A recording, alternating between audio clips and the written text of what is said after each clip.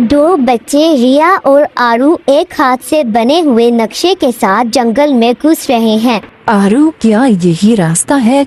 नक्शे के मुताबिक सुनहरा फल पुराने बरगद के दरख्त के पास छुपा हुआ है। वो बहुत पुरजोश और सरगोशी में है। मुझे घबराहट हो रही है, लेकिन मैं पुरअज़्म हूँ।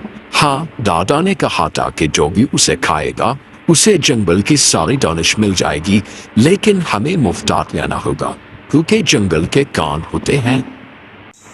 एक दूर दराज के जंगल के दिल में जहाँ दरख्त राजों में बात करते हैं और नदियाँ गीत गाती हैं, एक ऐसा राज छुपा था जो अभी तक इंकशाफ होना बाकी था, लेकिन उसे सिर्फ बहादुर या सबसे मुतजस्सिस तलाश कर सकते हैं, और दोनों बच्चे रिया और आरू उसकी ही तलाश में थे। हमें मोहतात रहना होगा, जंगल के कान होते हैं। अचानक पत्तों की सरसराहट हुई। एक शरारती बंदर मक्कू दरख्त से उतर आया।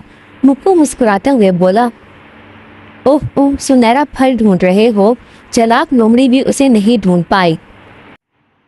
मक्कू, तुम्हें इसके बारे में क्या मालूम है? मुझे भी बताओ। बिल्कुल, लेकिन पहले तुम्हें मेरी पहेली का जवाब देना होगा।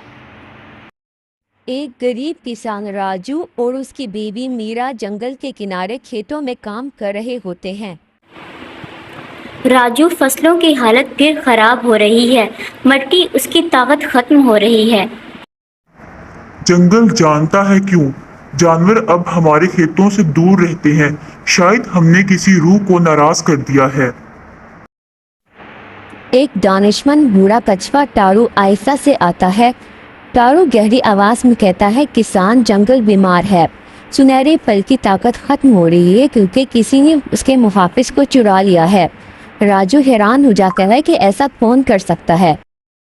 एक पुरअसरार शिकारी वीर एक पिंजरे में कैद एक तोती नीला को लेकर छुपा हुआ है जो हल्की सी रोशनी छोड़ रहा है।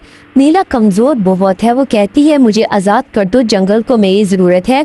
जबकि वीर मुस्कुराते हुए कहता है, हरगिज़ नहीं, तेरी ताकत से जंगल के तमाम खजाने ढूंढ लूँगा।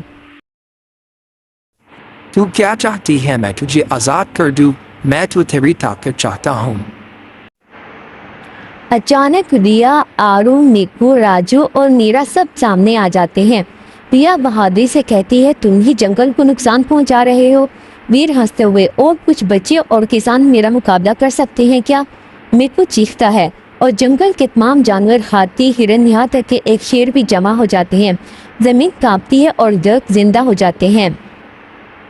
नीला कहती है, मुझे आज़ाद कर दो वरना जंगल के गजब का सामना करोगे। वीर खौफजदा होकर पिंजरा छोड़ देता है। नीला आज़ाद होते ही उड़ जाता है और फौरन जंगल में जिंदगी लौट आती है। फूल खिल उठते हैं, नदी चमक उठती है और बरगद के दरख्त पर सुनहरा फल जाहिर हो जाता है।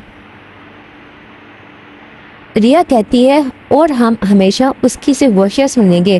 राजू कहता है, हम इस ज़मीन की हिफाजत करेंगे सब मिलकर। और इस तरह जंगल का राज सिर्फ एक फल नहीं था बल्कि इत्तेहाद की ताकत थी, क्योंकि जब इंसान और फितरत मिलकर काम करते हैं तो नामुमकिन भी मुमकिन हो जाता है।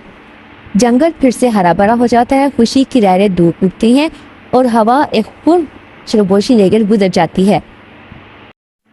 इन सब से मीकू बहुत खुश होता है और वो फिर से जंगल में खेलने लग जाता है।